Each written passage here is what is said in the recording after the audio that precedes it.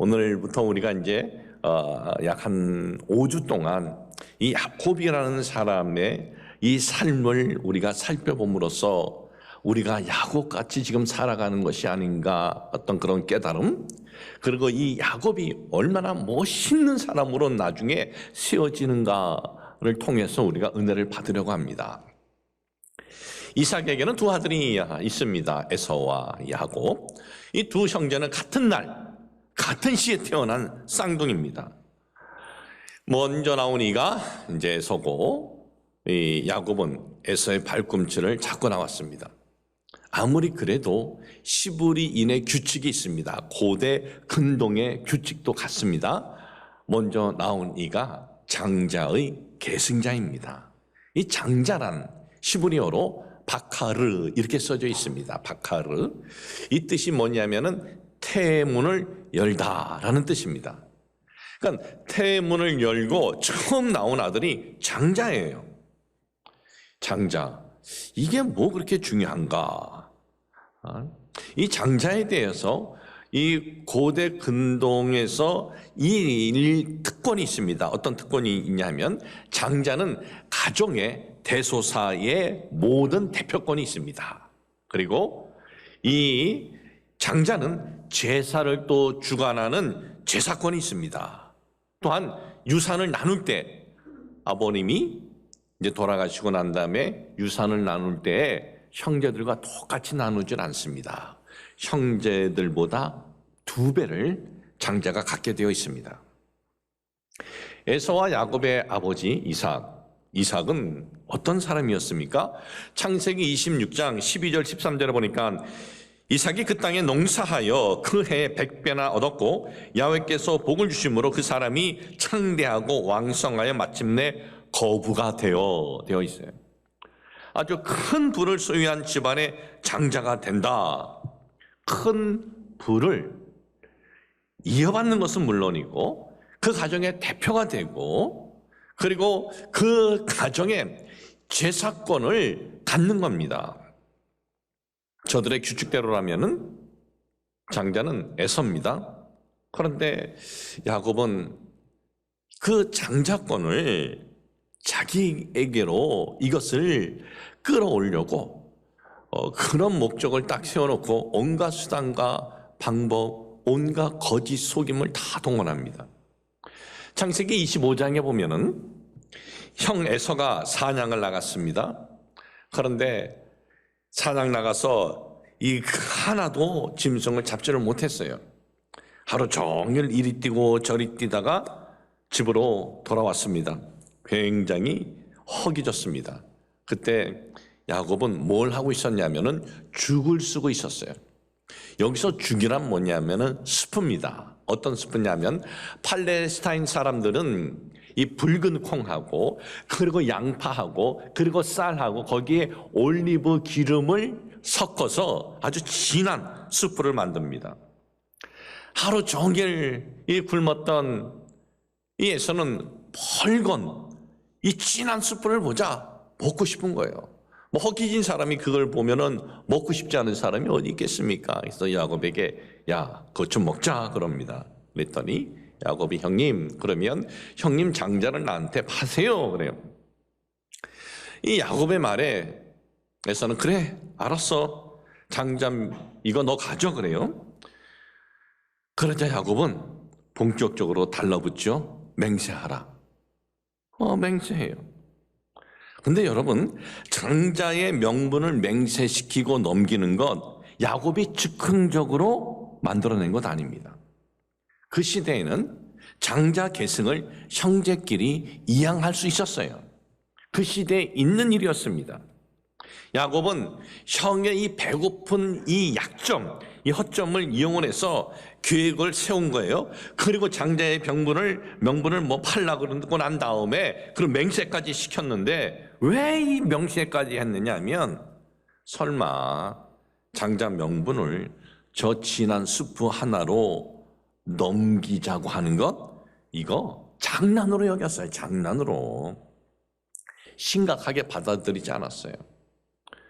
그 시대의 장자의 명분을 차자에게 이양할 수 있다고 말씀드렸잖아요. 예, 이양할 수 있어요. 그러면 거래가 서로 비등하게 될 때 이양해 줄 수도 있는 거예요. 근데 죽 하나에 이걸 넘겨? 이건 말도 안 되지. 장난으로 여긴 거예요. 이것을 에서는 그냥 그렇게 아주 단순하게 받아들였습니다. 근데 언제 난리가 났느냐? 이 아버지 이삭이 장자인 에서에게 너 사냥해서 음식을 좀 만들어 갖고 와라. 내가 너에게 마음껏 축복해 주고 싶다. 그런 거예요. 저들에게 있어서 연로하신 아버지가 언제 이제 세상을 떠날지 모르지 않습니까? 어느 연세가 넘어버리면. 그럴 때 아버지가 기쁨으로 아주 최대한으로 축복해 주는 기도, 이것을 아주 소중히 여겼습니다. 옆에서 어머니 리브가가 그 이야기를 듣고 야곱은 도움을 받습니다. 아버지가 앞을 못 보니까 우리 다 속이자. 형의 모습으로 변장시키고, 그리고 그 남편 입맛에 딱 맞는 요리를 만들어 가지고 들어가서 아버지로부터 모든 축복 기도를 다 받아요. 여러분, 장자의 명분을 소원한다, 이건 잘못된 것 아닙니다. 아버지로부터 장자의 이 계승을 받겠다, 이 축복 기도를 받겠다, 이거 잘못된 것 아닙니다. 무엇이 잘못이 되었습니까? 목적을 달성하기 위해서 온갖 얄팍한 수단, 방법, 온갖 속임수를 다 썼다. 이것은 잘못된 것입니다. 배고픈 형의 약점을 이용을 하고 앞을 보지 못하는 그 아버지를 속이는 것, 이거 잘못된 겁니다. 여러분, 이 가정에 장자는 누구냐? 하나님께서 차자를 장자로 세우겠다라고 하나님이 말씀을 주셨어요. 이 이삭의 아내 리브가가 임신을 못하는 겁니다. 이삭이 간절히 기도합니다. 하나님, 아내가 좀 임신을 하게 해주세요. 그래서 임신이 되었어요. 그런데 임신하고 난 다음에 하나님이 말씀해 주셨습니다. 큰 자가 어린 자 섬길 거야, 그런 거예요. 이 어머니 옆에서 늘 어머니를 도우고 있었던 야곱도 그 어머니를 통해서 이 사실을 들었습니다. 그러면 어떻게 해야 돼요? 하나님이 나를 이 가정에 장자로 세우시겠다고 말씀하셨어. 그럼 어떻게 해야 돼요? 그러면 하나님의 때에 하나님의 인도하심을 기다리고 있어야 하죠. 그런데 하나님께서 인도하실 때까지 기다리지 않습니다. 얄팍한 방법으로, 속이는 방법으로 그 아버지로부터 장자의 축복의 그 기도를 받았다고 해서 그가 장자 계승자가 되나요? 아니요. 시련의 길, 고난의 길로 들어가게 됩니다. 이 야곱의 아버지 이삭은 종도 많았고 거부였다 그랬어요. 평생을 그 아버지 울타리 안에서 살던 이 야곱이 고난의 길, 그리고 연단의 길로 들어섭니다. 여러분, 하나님께서 우리에게 예배해 주신 어떤 은혜와 축복이 있어도 그것을 하나님의 인도하여 주실 때까지 우리는 기도하고 인내하고 우리는 기다려야지, 내 수단과 방법을 다 동원해서 거짓과 속임수로 잡으려고 해서는 안 됩니다. 우리는 좀 더디어도 정상적인 방법, 그리고 상식적인 방법, 온전한 방법으로 우리는 가야 돼요. 우리는 이 길을 향해서 가야 돼요.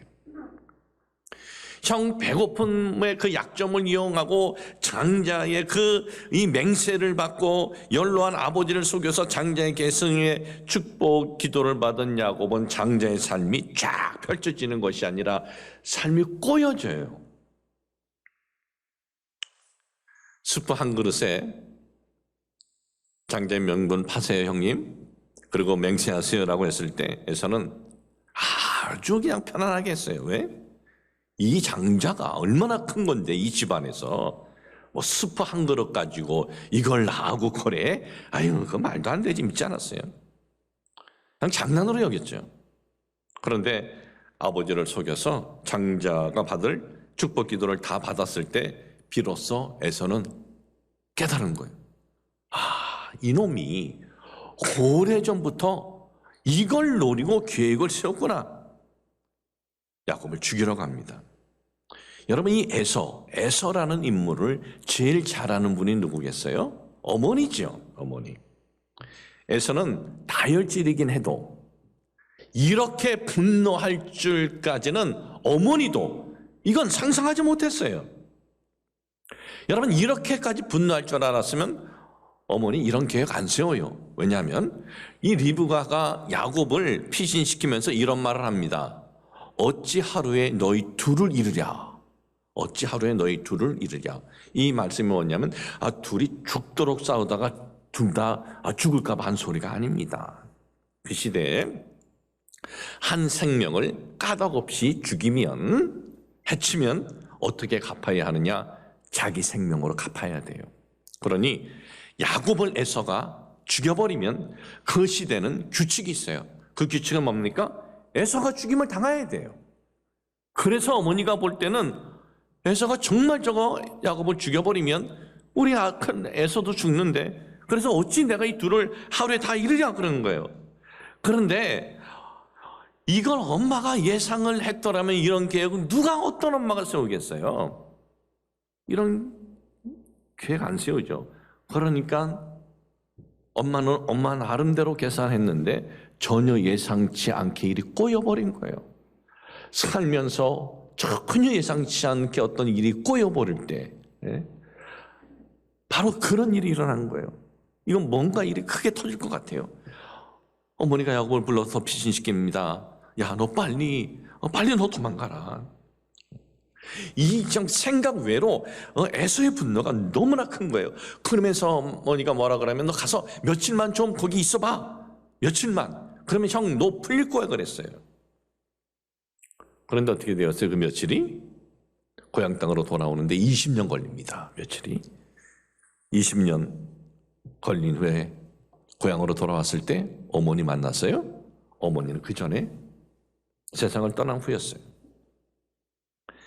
그러니까 이 야곱은 자기의 어떤 그 수단과 방법으로, 속임으로 그 장자로 어떻게 보면은 형님한테 맹세까지 받고 아버지로부터 이 기도까지 받았지만은 장자로서의 그 길이 펼쳐진 것이 아니라 20년 동안 고아처럼, 아버지가 있는데도 어머니가 있는데도 고아처럼 처량한 신세의 길을 걷게 된 겁니다. 처량한 신세, 고난의 길, 연단의 길만 걷게 되었습니까? 외삼촌 집에서 그가 어땠습니까? 외삼촌 라반은 야곱보다 한 수 위였어요. 외삼촌 라반은 자신의 그 이익을 위해서는 수단과 방법을 쓰는 게 야곱보다 한 수 위였어요. 이제는 야곱이 자기 목적을 위해서 남을 속이는 것이 아니라 다른 사람들에게 속임을 당하는 삶을 살게 됩니다. 20년 동안 그것도 야곱은 다른 이의 얄팍한 수단과 방법에 놀아나고 속임 당하면서 이 일을 통해서 스스로가 자신을 돌아보게 하는 하나의 과정이었습니다. 속임당한 당사자가 얼마나 이런 아픔이 있는가를 느끼게 하는 그러한 기간이었습니다. 형과 아버지를 속이고 비열한 수단과 방법으로 장자의 명분을 잡았다라고 했지만 그 야곱은 20년간 환난과 고난과 속임당함의 길을 걷는데 왜 이 길을 걷느냐? 하나님이 그를 통해서 깨닫게 하는 기간이었어요. 깨닫게 하는 거. 도대체 뭘 깨닫게 하였을까? 장자의 의미에 대해서. 장자. 야곱은 이 장자에 하면은 특권만을 생각을 했어요. 특권. 그래서 그 특권을 차지하려고 온갖 거짓 수단 방법을 동원한 겁니다. 그러나 하나님이 원하셨던 이 장자는 뭐냐? 영적 계승자였어요. 영적 계승자. 영적 계승자로 세우시려고 했는데 이 야곱은 보니까 영적인 계승자는 관심도 없는 거예요. 그저 특권에만 눈 멀어가지고 그 특권만 잡으면 된다. 그러니까 하나님이 영적 계승자가 될 수가 없는 거예요. 그래서 고난과 연단을 통해서 그릇이 되게 만드는 겁니다. 하나님께서 원하시는 것은 야곱이 영적으로 믿음으로 서서 영적 계승자가 되기를 원하는 것이지 그 시대의 장자의 특권을 손에 쥐라라고 한 것이 아니었습니다.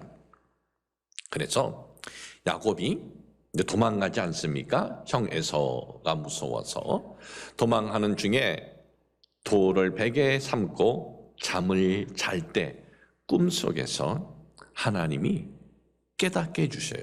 깨우침을 주셔요. 뭐냐면 꿈속에서 하나님께서 하늘의 그 영광을 보여주셔요. 꿈속에서. 그리고 하나님께서 말씀도 주셔요. 그 말씀이 뭐냐면 창세기 28장 13절에서 15절인데 아주 중요하기 때문에 제가 읽어드리겠습니다. 또 본즉 야훼께서 그 위에 서서 이르시되 나는 야훼이니 너희 조부의 아브라함의 하나님이요 이삭의 하나님이라. 하나님은 지금 영적인 계승을 이걸 지금 원하시는 걸 지금 말씀해 드리는 거예요. 네가 누워있는 땅을 내가 너와 네 자손에게 주리니 네 자손이 땅에 티끌같이 되어 네가 서쪽과 동쪽과 북쪽과 남쪽으로 퍼져나갈지며 땅의 모든 족속이 너와 네 자손으로 말미암아 복을 받으리라. 내가 너와 함께 있어 네가 어디로 가든지 너를 지키며 너를 이끌어 이 땅으로 돌아오게 할지니 내가 네게 허락한 것을 다 이루기까지 너를 떠나지 아니하라 하시니라. 하나님이 이 주신 약속을 보면 아주 놀라운 약속을 주세요. 동서남북 네 자손으로 말미암아 복을 받는다. 또 너 어디 있든지 내가 함께 해줄게.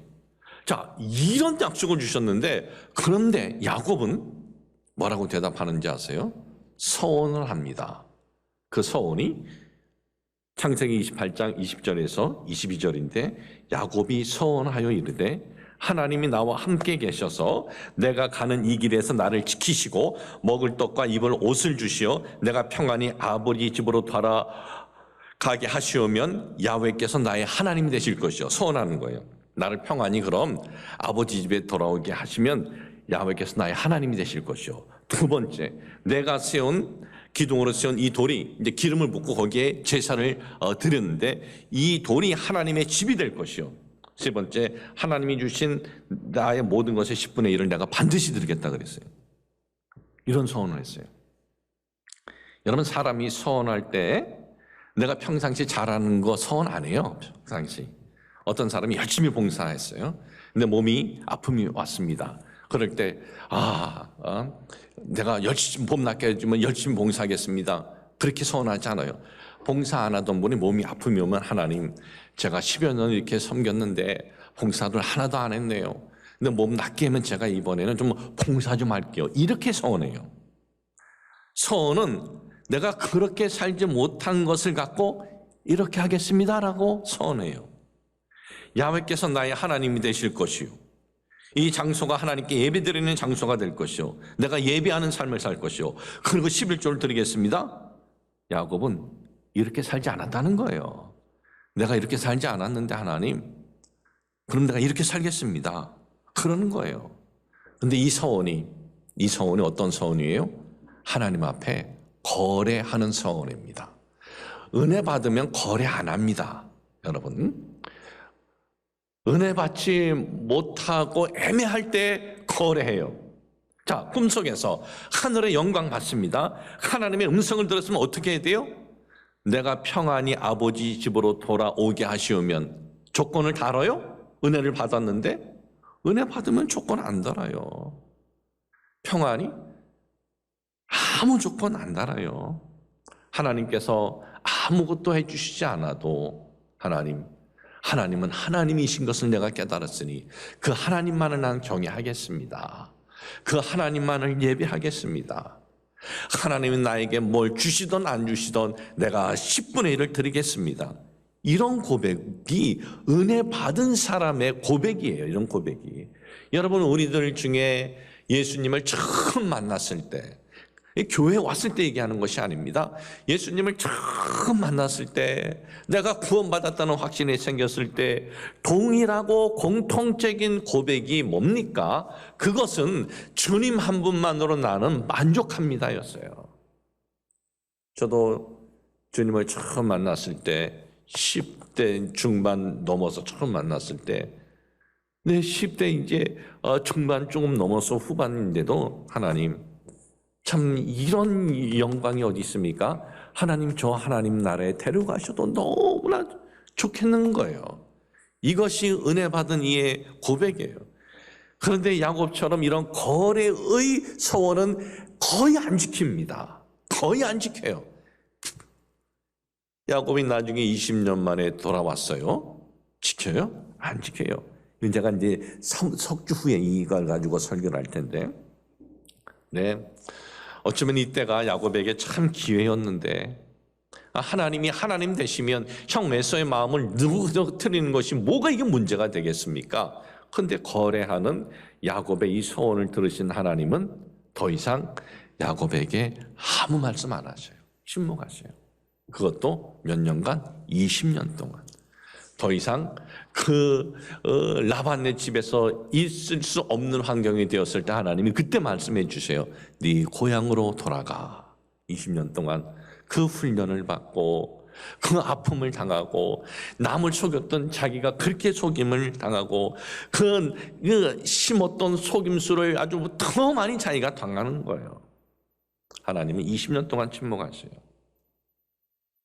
이 고난과 이 시련은 왜 야곱에게 있었냐 하면 하나님이 원하시는 것은 이 야곱에게 있어서 장자의 특권을 손에 쥐라가 아니었습니다. 난 네가 이 영적인 계승자가 되었으면 이걸 원하셨어요. 그래서 영적인 계승자가 되도록 이 고난의 길, 이 연단의 길로 그가 들어서게 된 거예요. 성도 여러분, 하나님께서 우리를 선택하여 하나님의 백성이 되게 하신 것은 우리로 하여금요, 믿음의 삶, 그리고 영적인 삶을 살아가는 것을 하나님은 가장 원하십니다. 우리는 살아갈 때 어떤 예상치 않은 고난 연단을 받을 때 우리는 다른 것보다 우리의 영적인 모습, 믿음의 모습을 살펴보아야 돼요. 영적인 모습, 믿음의 모습. 우린 지금 2년 가까이 이 코로나라는 이 환경에 이렇게 있는데 참 왜 이 코로나라는 환경 속에 우리가 이렇게 있어야 되는가? 우리들의 참 믿음이, 우리들의 신앙이 어떤 목적을 내가 달성하기 위해서 온갖 수단과 방법을 향해서만 달려간 것이 아닌가. 이 일을 통해서 우리는 정말 이 땅에서의 소원 이루는 것에만 만족하며 살아온 우리들에게 사람의 생명이 뭐냐? 이 조그만 바이러스 하느라도 끝이야. 그렇기 때문에 영원한 하나님 나라에 대해서 너희들이 살아야 하지 않느냐. 지금 하나님이 그러한 우리에게 깨달음을 주시는 이 기간일 수도 있다 이거예요. 바로 이럴 때 우리가 그런 하나님의 세미한 음성을 들어야 합니다. 살면서 야곱처럼 그런 특권 잡지 않고 싶은 사람이 어디 있겠습니까? 그러나 우리는 살아갈 때 가장 기본적인 것들은 그리스도인들이 지켜야 돼요. 이게 상식적이냐? 이게 정말 온전한 방식이냐? 이게 정당한 방식이냐? 그렇게 구하면서 나가야 된다 이거예요. 여러분, 목적을 이루는 데 있어서 아주 그 나쁜 수단, 방법, 거짓, 속임 하려고 하면 안 됩니다. 그런 식으로 해서 목적을 달성했다? 그 하나님 축복 아니에요. 그렇게 달성해놓고 하나님이 축복이 줬다? 그거 사기치는 거예요. 하나님 축복 아니에요. 그 하나님의 승리도 아닙니다. 그러나 여러분, 우리가 아주 나쁜 수단 쓰지 않고 방법 쓰지 않고 거짓 속임 쓰지 못해가지고 목적에 못 도달했어요. 그것이 하나님의 승리예요. 목적에 도달하지 못했어도 그렇게 걸어가는 사람이 승리의 사람이고 그것이 하나님의 축복이다라는 것입니다. 여러분, 우리가 2022년 우리 교회에 주와 함께 깨어있으라 한번 따라 해보시기 바랍니다. 주와 함께 깨어있으라. 이게 뭔 소리예요? 우리가 살아갈 때 목적만을 향해서 바라보는 것이 아니라 내가 주와 함께 깨어있는 삶, 이 길이 가는 것이 정말 주님의 뜻에 맞는 길인가를 깨어서 우리가 우리 자신을 돌아봐라 이거예요. 여러분, 목적을 이루어야만이 승리 아닙니다. 축복 아닙니다. 목적을 이루지 못했어도 패배한 것 같아도 지금 우리가 하나님이 원하시는 길을 향해서, 물론 우리가 완벽하다는 거 아니에요. 우리 중에 누가 완벽하겠어요. 저도 그렇고 여러분도 그렇고 다 열어보면 그게 그거예요. 누가 완벽하겠어요. 그러나 우리는 그 완벽하지 못해도 정말 주님의 뜻을 향해서 오늘도 걸어가려고 나아가고 있다면 그것이 은혜요, 그것이 축복임을 잊지 마시기를 주님의 이름으로 축복을 합니다.